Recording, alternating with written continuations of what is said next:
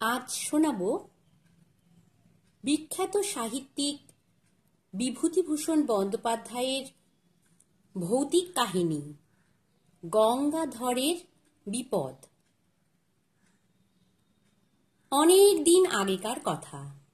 কলকাতায় তখন ঘোড়ার ট্রাম চলে। সে সময় মশলা পোস্তায় গঙ্গাধর কুণ্ডুর ছোটখাটো একখানা মশলার দোকান ছিল। গঙ্গাধরের দেশ ছিল হুগলি জেলা চাঁপাডাঙ্গার কাছে।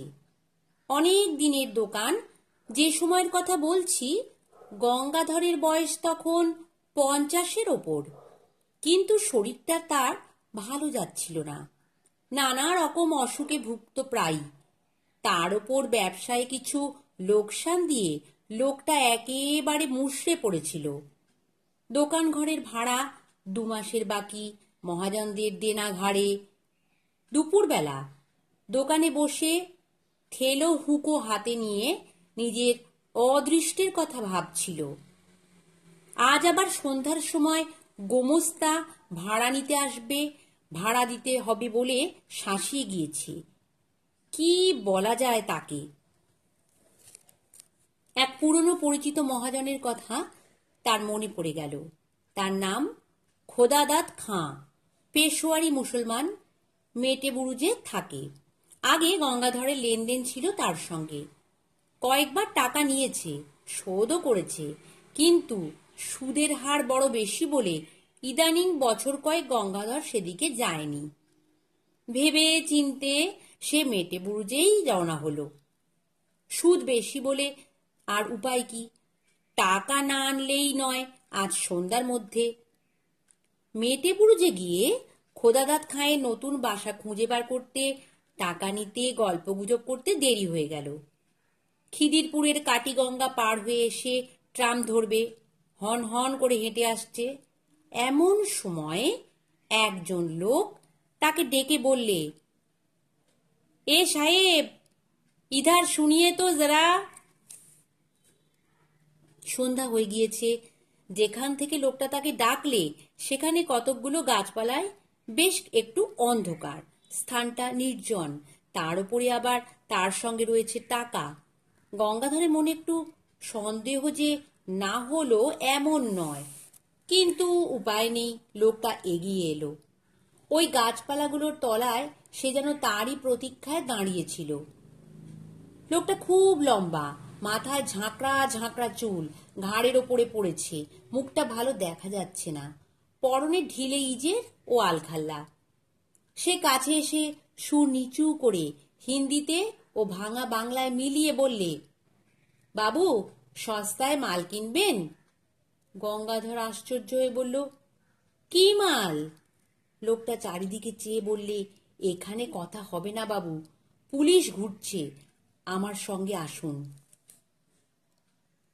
ঝুপসি গাছের তলায় এক জায়গায় অন্ধকার খুব ঘন। সেখানে গিয়ে লোকটা বললে, জিনিসটা কোকেন, খুব সস্তায় পাবেন, ডিউটি ছুট মাল, লুকিয়ে দেব। গঙ্গাধর চমকে উঠল। সে কখন ও ব্যবসা করেনি। ডিউটি ছুট কোকেন, কি সর্বনেশে জিনিস! ভালো লোকের পাল্লায় পড়েছে। না, সে কিনবে না। লোকটা সম্ভবত পাঞ্জাবি মুসলমান, বাংলা বলতে পারে, তবে বেশ একটু বাঁকা। অনুনয় সুরে বললে, বাবু, আপনি নিন, আপনার ভালো হবে, সিকি করিতে দেব। আমার মুশকিল হয়েছে, আমি মাল বিক্রির লোক খুঁজে পাচ্ছি নে। ঘুরে ঘুরে বেড়াচ্ছি কত জায়গায়, আবার সব জায়গায় তো যেতে পারি নে, পুলিশের ভয় তো আছে। কেউ কথা কইছে না আমার সঙ্গে, সেই হয়েছে আরো মুশকিল। হঠাৎ শহরে এত পুলিশের ভয় হলো যে কেন বাবু, তা বুঝিনে। আগে যারা এ ব্যবসা করত তাদের কাছে যাচ্ছি, তারা আমার দিকে চেয়েও দেখছে না। আপনি গড়রাজি হবেন না বাবু, মাল দেখুন, পরে দাম দস্তুর হবে।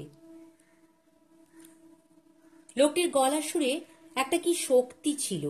গঙ্গাধরের মন খানিকটা ভিজল। কোকেনের ব্যবসাতে মানুষ রাতারাতি বড় মানুষ হয়েছে বটে, বিনা সাহসে বিপদ এড়িয়ে চলে বেড়ালে কি লক্ষ্মী লাভ হয়?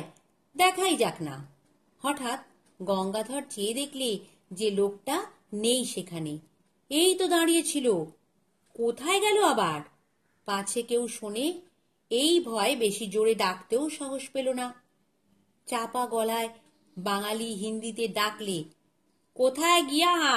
ও খাঁ সাহেব! এদিকে ওদিকে চাওয়ার পর সামনে চাইতেই দীর্ঘাকৃতি আলখাল্লাধারী খাঁ সাহেবকে দাঁড়িয়ে থাকতে দেখা গেল। গঙ্গাধর বললে, জলদি চলো, রাত হো গিয়া, অনেক দূর জানে হোগা। কি একটা যেন ঢাকবার জন্যে লোকটি প্রাণপণে চেষ্টা করছে। বললে, আমার সঙ্গে এসো, মাল দেখাবো। দুজনে কাটিগঙ্গার ধারে ধারে অনেক দূর গেল। যে সময়ের কথা বলছি তখন ওদিকে অত লোকজন ছিল না। মাঝে মাঝে জোয়ার নেমে যাওয়াতে বড় বড় ভর ও নৌকা ডাঙার কাদার উপরে পড়ে আছে। দু একটা করাতের কারখানা, তাও দূরে দূরে। জলের ধারে নোনা চাঁদা কাটার বন, পেছনে অনেক দূরে খিদিরপুর বাজারের আলো দেখা যাচ্ছে। পথে যেতে যেতে খাঁ সাহেব একটা বড় অদ্ভুত প্রশ্ন করলে। গঙ্গাধরের দিকে চেয়ে বললে, আমায় দেখতে পাচ্ছ তো? কেন পাবো না? এমন বয়স এখনো হয়নি যে এই সন্ধেবেলাতেই চোখে ঠাওর হবে না। একবার গঙ্গাধর জিজ্ঞেস করলে, তোমার ডেরা কোথায় খাঁ সাহেব? লোকটা চকিতে পিছন ফিরে সন্দিগ্ধ দৃষ্টিতে চেয়ে বললে, কেন, সে তোমার কি দরকার? পুলিশে ধরিয়ে দেবে ভেবে থাকো যদি, তবে ভালো হবে না যেন। মাল দেব, তুমি টাকা দেবে, মাল নিয়ে চলে যাবে। আমার বাসার খোঁজে তোমার কি কাজ? লোকটার চোখের চাউনি কি অদ্ভুত! গঙ্গাধর অস্বস্তি বোধ করল। মুখ ভালো দেখা যায় না, কিন্তু ওর দুই চোখে যেন ইস্পাতের ছুরি ঝলসে উঠল। না, তার সঙ্গে টাকা রয়েছে। এ অবস্থায় একজন সম্পূর্ণ অপরিচিত অজ্ঞাতকুলশীল লোকের সঙ্গে একাই সন্ধেবেলাতে সে এত দূর এসে পড়েছে। লোভে মানুষের জ্ঞান থাকে না, তার ভেবে দেখা উচিত ছিল, কিন্তু যখন এসেছে তখন আর ছাড়া নেই। বিশেষত সে যে ভয় পেয়েছে, এটা না দেখানোই ভালো। দেখালে বিপদের সম্ভাবনা বাড়বে বই, কমবে না। ছুরি বার করে বসলে তখন আর উপায় থাকবে না। অনেক দূর গিয়ে মাঠের মধ্যে একটা গুদাম ঘর, একটা গাছের গুঁড়ি পড়ে আছে গুদাম ঘরের দরজা থেকে একটু দূরে। তার উপর গঙ্গাধরকে বসতে বলে লোকটা কোথায় চলে গেল। গঙ্গাধর বসে চারিদিকে চেয়ে দেখলে গুদাম ঘরের আশেপাশে সর্বত্র আগাছার অনুচ্চ জঙ্গল। নিকটে কোথাও লোকজনের সাড়া শব্দ নেই। অন্ধকার হলেও মাঠের মধ্যে বলে অন্ধকার তত ঘন নয়। সেই পাতলা অন্ধকারে চেয়ে দেখে গঙ্গাধরের মনে হলো গুদামঘরটা পুরনো এবং যেন অনেক কাল অব্যবহার্য হয়ে পড়ে আছে। বাঁশের বেড়া খসে পড়েছে, জায়গায় জায়গায় চালের খোলা উড়ে গিয়েছে, মাঝে মাঝে সামনের দোরটা মাঝে মাঝে উই ধরা, ভেঙে পড়তে চাইছে যেন। গঙ্গাধরের কেমন একটা ভয় হলো। কেন সে এখানে এলো এই সন্ধ্যায়? এরকম জায়গায় একা মানুষে আসে, বিশেষ করে এতগুলো টাকা সঙ্গে করে? সে আসতো না কখনোই। সে কলকাতায় আজ নতুন নয়, তার ওপরে ঝুনো ব্যবসাদার, বাংলাদেশ থেকে নতুন আসেনি। কিন্তু ওই লোকটার কথায় সুরে কি জাদু আছে, গঙ্গাধরকে যেন টেনে এনেছে। সাধ্য ছিল না যে সে ছাড়ায়, এ কথা এখন তার মনে হলো। হঠাৎ অন্ধকারের মধ্যে খাঁ সাহেবের মূর্তি দেখা গেল। লোকটার যাওয়া আসা এমন নিঃশব্দ ও এমন অদ্ভুত ধরনের, যেন মনে হয় অন্ধকারে ওর চেহারা মিলিয়ে গিয়েছিল, আবার ফুটে বেরুলো। কোথাও যে চলে গিয়েছিল এমন মনে হয় না। পাকা আর ঝুনো খেলোয়াড় আর কি। খাঁ সাহেব দৌড় খুলে ঘরে ঢুকলো। গঙ্গাধরকেও যখন পেছনে পেছনে আসতে বলল, তখন ভয়ে গঙ্গাধরের হাত পা ঝিমঝিম করছে, বুক ঢিপ ঢিপ করছে। এই অন্ধকার গুদাম ঘরের মধ্যে দিয়ে গিয়ে ঠিক ও লোকটা ওর ওই লম্বা হাতে গলা টিপে ধরবে কিংবা ছুরি বুকে বসাবে, এই ফন্দিতে এতদূর ভুলিয়ে এনেছে। লোকটা নিশ্চয়ই জানতো যে তার কাছে টাকা আছে, সন্ধান রেখেছিল। কে জানে খোদাদাদ খাঁয়ের দলের লোক কিনা। গঙ্গাধরের কপালে বিন্দু বিন্দু ঘাম দেখা দিল। একবার সে ভাবলে দৌড়ে পালাবে, কিন্তু সে বুড়ো মানুষ, পাঞ্জাবি মুসলমানের সঙ্গে দৌড়ের পাল্লায় তার পক্ষে পেরে ওঠা অসম্ভব। কলের পুতুলের মতো গঙ্গাধর গুদামের মধ্যে ঢুকল। আশ্চর্য, গুদামের ওদিকে দেওয়ালটা যেন একেবারে ভাঙা। গুদামের সর্বত্র দেখা যাচ্ছে সেই অস্পষ্ট অন্ধকারে।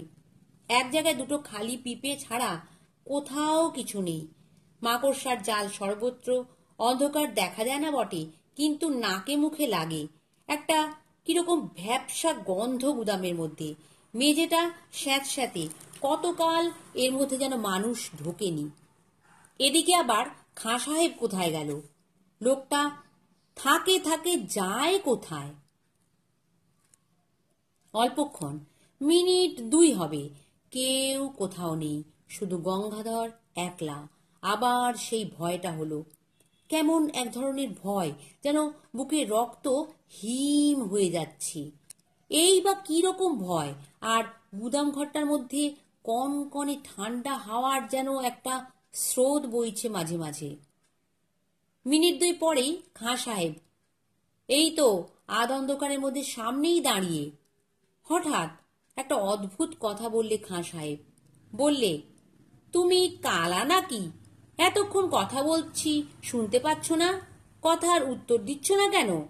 কোকেন যে জায়গায় আছে বললাম, তা দেখতে পেয়েছো? শাবলের চার দিয়ে তুলতে বললাম পিপে দুটো, হাঁ করে সঙের মতো দাঁড়িয়ে আছো কেন? বারে, এত কথা কখন বলেছে লোকটা? পাগল নাকি? গঙ্গাধর কেমন ভ্যাবাচাকা হয়ে গিয়েছে। মুড়ের মতো দৃষ্টিতে চেয়ে বললে, কখন তুমি দেখালে কোকেনের জায়গা? কই, কোথায় শাবল? কথা বলতে বলতে গঙ্গাধর সম্মুখস্থ খাঁ সাহেবের মুখের দিকে চাইলে। সঙ্গে সঙ্গে তার মনে হলো, তার বিভ্রান্ত বিমূঢ় আতঙ্কাকুল দৃষ্টির সামনে খাঁ সাহেবের মুখ, গলা, বুক, হাত পা, সারা দেহটা যেন চুরচুর হয়ে গুঁড়িয়ে গুঁড়িয়ে পড়ছে। সব যেন ভেঙে ভেঙে বাতাসে উড়ে উড়ে যাচ্ছে। খাঁ সাহেব প্রাণপণে দাঁত মুখ খামুটি করে বিষম মনের জোরে তার দেহের চূর্ণায়মান অণুগুলো যথাস্থানে ধরে রাখবার জন্যে চেষ্টা করছে, কিন্তু পেরে উঠছে না। তার চোখের সেই বিজিত হতাশ দৃষ্টি গঙ্গাধরের হৃদয় স্পর্শ করল। দেখতে দেখতে অত বড় দীর্ঘাকৃতি দেহের আর কিছু অবশিষ্ট রইল না। সব ভেঙে গেল, গুঁড়িয়ে গেল, উড়ে গেল। 1, 2, 3, 4। আর কোথায় খাঁ সাহেব? চারিপাশের অন্ধকারের মধ্যে সে মিলিয়ে গিয়েছে। একটা ঠান্ডা কনকনে বাতাসের ঝাপটা এলো কোথা থেকে। সঙ্গে সঙ্গে গঙ্গাধর আর্তরবে চিৎকার করে গুদাম ঘরের স্যাঁতস্যাঁতে মেঝের ওপর মূর্ছিত হয়ে পড়ে গেল। একটা দেশি ভর কোথায় বাঁধা ছিল, তার মাঝিরা এসে গঙ্গাধরকে অচেতন অবস্থায় তাদের ভরে নিয়ে যায়। তারাই তাকে দোকানে পৌঁছে দেয়। গঙ্গাধরের টাকা ঠিক ছিল, কানা কড়িও খোয়া যায়নি। তবে শরীর শুধরে উঠতে সময় নিয়েছিল। অনেক দিন পর্যন্ত অন্ধকারে সে একা কিছুতেই থাকতে পারত না।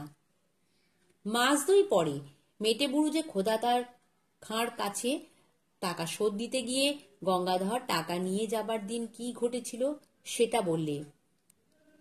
খোদারাত গল্প শুনে গম্ভীর হয়ে গেল। খানিকক্ষণ চুপ করে থেকে বললে, শাহজি, ও হলো আমির খাঁ। চোরাই কোকেনের খুব বড় ব্যবসাদার ছিল। আজ বছর 15 আগেকার কথা।